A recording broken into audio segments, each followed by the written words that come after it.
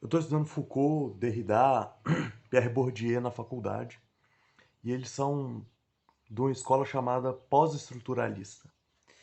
E eu vou explicar o porquê que eu não concordo com isso, com esse tipo de pensamento. Esse não vai ser dos vídeos como normalmente eu faço, eu não vou nem divulgar ele, porque esse vídeo é muito pessoal mesmo. Eu quero pensar sobre o pós-estruturalismo, deixar sistematizado e gravado. Então isso vai ser simplesmente um bônus, até porque eu já fiz vídeo essa semana, né? Assistam os outros vídeos, inclusive. Mas vamos lá. Pós-estruturalismo. Que bosta é essa? O pós-estruturalismo, como diz o nome, ele vem depois do estruturalismo. O estruturalismo ele tem como base uma ideia do Marx que a sociedade está dividida em infraestrutura e superestrutura. Existem algumas coisas, tipo a religião e o mercado, essas coisas que influenciam todo o resto. Estou sendo bem grosseiro porque não importa muito o conceito, né? Os pós-estruturalistas eles vão dizer que as definições, a normatividade, ou seja, tudo que é normal, as coisas como elas são, elas estão construídas depois dessas duas estruturas. Por isso que eles são pós-estruturalistas. Então, eles também são chamados de desconstrutivistas, ou pelos críticos, destrutivistas, mas que eu acho um nome ruim, né? Porque não é muito sério esse tipo de coisa, né? Então, os pós-estruturalistas, que é essa escola do Bourdieu, do Foucault, que é principalmente quem eu vou falar, é uma escola que eu acredito ser antifilosófica. Por que eu digo isso? Porque eu acho que o principal papel da filosofia é buscar a verdade. E para os pós-estruturalistas, a verdade ela é relativa, ela não existe, ela é construída. Então é como se ela fosse uma dinâmica de poder. Eu vou fazer primeiro um disclaimer. Eu não acho Foucault um autor ruim. Eu acho, inclusive, Foucault um autor genial.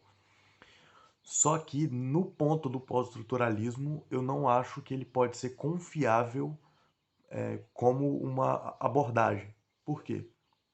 Antes eu vou explicar. O Foucault tem coisas geniais, como desculpa, como o Vigiar e Punir e a História da Loucura. Porém, eu não concordo com a forma que ele pensa história. E é isso que eu discordo do Foucault. Porque ele pensa história de um jeito chamado genealogia da história, né? Ou simplesmente a teologia da filosofia, né? Lembrei o termo agora. Ele pensa o seguinte: não existe uma história linear como a gente pensa.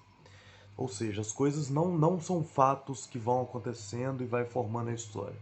A história é feita de vários relatos desconexos e não existe a história com H maiúsculo. O que existe basicamente são narrativas. E eu não preciso nem explicar o porquê que isso é errado, né? Mas eu vou. A narrativa, ela não, ou seja, esses vários relatos que ficam predominantes, eles não são a realidade das coisas, tá? Por exemplo, eu posso convencer todo mundo que. É, calma, vou pensar o exemplo primeiro. O cara vai lá e mata um outro cara. Eu posso convencer todo mundo que isso não aconteceu. E todos os relatos passam a ser que isso nunca aconteceu. Mas a realidade das coisas, a verdade, a história é: esse cara tá morto. E ele não vai ressuscitar simplesmente porque eu convenci todo mundo disso. É aquela história da árvore que cai na floresta, né? Não tem ninguém lá para ver. A árvore caiu? Sim, ela caiu.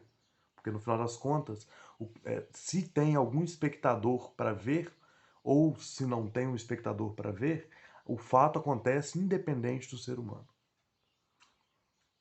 E agora vamos entrar mais a fundo nisso aí. O Foucault ele vai falar o seguinte: olha, as coisas que realmente importam são quem está falando, para quem está falando, por que está falando e de onde está falando. Esses quatro métodos, eles são importantes para a gente entender contextos filosóficos. Por exemplo, eu sempre falo isso quando eu vou explicar século XIX para as pessoas, que é aonde a sociologia nasce, né? E por isso que é importante a gente entender. Todo mundo no século XIX estava pensando em uma forma exclusiva, ou seja, a chave para tentar entender a realidade. Por isso que no século XIX é a época que tem os maiores generalistas da história. Que tem o Marx, tem o Durkheim, que tem o Darwin, que tem até o Freud mesmo tá nessa ideia, o Weber, enfim. A galera ela tá pensando o seguinte: vai existir uma coisa, uma singularidade, que eu vou conseguir explicar toda a história. Aí vem a luta de classes, aí vem os espíritos, aí vem o comportamentalismo, aí vem a história do sexo, enfim, só para vocês entenderem, né? Só que a realidade ela não é explicada de um jeito só. Só para concluir o exemplo aqui, tá? Por que eu estou dizendo isso? Porque quando a gente entende esse contexto, a gente consegue entender melhor as ideias. Mas eu não preciso desse contexto para entender a ideia. Por exemplo, você consegue entender materialismo histórico sem você saber uma coisa sobre a vida do Marx. Porque a ideia ela é maior do que a pessoa. E ela independe da pessoa. Outra pessoa podia ter a mesma ideia que ele. É, quando eu li, por exemplo, a primeira vez Thomas Hobbes, eu não sabia nada de Rousseau, eu não sabia nada sobre o Hobbes, não entendia nada sobre a época dele, e eu entendi o conceito. Mas a gente entende melhor quando a gente entende contexto, claro. Porém, pro Foucault, você pode reparar, quando eu disse aqueles 4 métodos dele, o que se fala não está nesses métodos. Porque, na verdade, o Foucault ele acha que o que se fala não importa. Importa sim é de onde se fala, para quem fala, por que fala, e quem fala. E tudo isso é irrelevante, porque o mensageiro não é importante, a carta não é importante, o envelope não é importante, o destinatário não é importante. O que é importante é o que está escrito na carta. E isso é filosofia. A filosofia ela vai identificar a mensagem. Tanto é que quando a gente ataca a pessoa, a gente pensa nisso como uma falácia. Porque não é a pessoa que é importante na discussão. O que é importante na discussão é o que se é falado. E isso me remete a que as pessoas pensam, quando eu vou explicar esse pós-estruturalismo para elas, elas não acreditam em pós-estruturalismo, só que na prática elas são completamente pós-estruturalistas. O pós-estruturalismo tem um problema muito grande, é que eles não acreditam na descrição das coisas, porque eles acham que é uma hegemonia de poder que dominou simplesmente o significado das coisas. Então eles usam a linguagem como papel revolucionário. Ou seja, a gente vai mudar a forma de falar para mudar a realidade. E eu já ataquei esse tipo de pensamento aqui no canal algumas vezes, né? Mas pensa no pronome neutro. O pronome neutro é um pós-estruturalismo, tá? Existe uma normatividade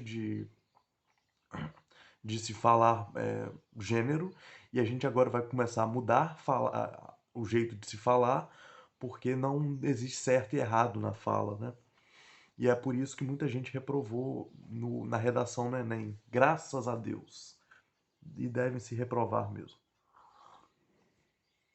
Mas eu lembro de uma discussão que eu tive com meu amigo, que eu fui explicar para ele e eu não estava discutindo sobre isso, eu estava explicando que funk não é música. Porque a descrição de música é ritmo, harmonia e esqueci o outro. São 3, é ritmo, harmonia e melodia, lembrei. E o funk não é um estilo de música. O funk é um estilo de ritmo, porque o funk não tem melodia e harmonia, ele só tem ritmo. Aí ele disse que eu só pensava assim porque funk é música de pobre e de preto. Mas não é, porque funk não é música. E eu não tô falando isso como uma coisa ruim, eu gosto de funk, entendeu? Ahn, Só que aí vem uma inversão das coisas. Não importa o que a coisa é. Porque se a coisa é de preto e de pobre, a pessoa que defende preto e pobre vai querer que a música seja boa. Então não importa o que a música é, importa de onde ela veio, importa de para quem ela fala, por que ela fala e etc. Então a coisa foge da descrição formal e passa, que foi o que eu disse no último vídeo, passa a ser uma politização de uma coisa que não é política, que nesse caso é poesia, né? Então, e existe outras coisas além disso, né? O lugar que há esse pensamento deturpado de lugar de fala, né? Não igual a Djamila fala, mas esse pensamento genérico de lugar de fala, né? O conhecimento, isso vai ser muito polêmico agora que eu vou dizer, mas frases, por exemplo, como você pensa assim porque você é branco, ou você pensa assim porque você é preto, a parte polêmica agora que eu vou dizer é, gente, vou até ver se tem alguém vendo aqui.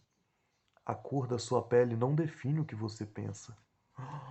Meu Deus, eu falei isso. Caraca, quando você nasce de uma cor, você pode tomar a mesma conclusão que as outras pessoas. Meu Deus, o que eu tô dizendo? Vou ser cancelado por isso, cara. Esse tipo de pensamento do pós-estruturalismo, quando a gente traz para a realidade, ele passa a ser ridículo. Quando você, por exemplo, a vacina, ela funciona para as pessoas, independente do lugar delas, por que elas fazem e etc. Quando a gente vai ver a realidade mesmo das coisas, e a realidade ela é implacável, cara, tudo isso passa a ser coisas secundárias. Porque o que importa, principalmente na filosofia, é o que se fala. E só para dar o exemplo na questão da música, o samba é uma música. Tem ritmo, tem melodia, e tem, caraca, eu já esqueci de novo, a harmonia. E é uma coisa de preto, uma coisa de pobre, mesma coisa o blues, mesma coisa o rock. A questão é, a gente não pode perder a descrição das coisas. Ou seja, o que a coisa realmente é. Porque a descrição das coisas na filosofia é uma das coisas que mais importam. E, nesse caso, eu vou dizer mais ainda, que o fato ele é sempre mais importante do que a interpretação. E o que os pós-estruturalistas fazem é interpretar a coisa de um jeito a fazer que ela seja daquele jeito. Ou seja, a interpretação ser superior ao fato. Como assim? Eu vou interpretar isso de um jeito e vou começar a pensar como se a coisa fosse do jeito que eu interpretei, não como a coisa é de fato. E isso é o que eu chamo de esquizofrenia filosófica. Que é assim, poxa, eu acho que você pensou desse jeito, então você com certeza pensou desse jeito. Então as pessoas passam a pensar de forma espantalhosa, né? Que você pensa no argumento da pessoa da pior forma possível, você tenta entender a intenção dela e a coisa deixa de ser o que a pessoa falou e passa a ser a intenção dela. Então, assim, você chegou e falou na pessoa de uma forma. Sei lá, você chegou e deu bom dia para uma pessoa, vou dar um exemplo bosta. Você deu bom dia para uma pessoa. A pessoa tratou aquilo como se fosse uma coisa afrontosa. Logo, ela passa a achar que você é afrontoso por uma coisa que você interpretou dela. E ela simplesmente deu bom dia para você. E esse é o pós-estruturalismo. Essa é a esquizofrenia. Enfim, o que eu quero falar com vocês é que a realidade existe. Nossa Senhora. O que eu tô tendo que falar? O Foucault não acredita em realidade, tá? A realidade, ela existe. O fato, ele é sempre superior à interpretação. E tomem cuidado com o pós-estruturalismo.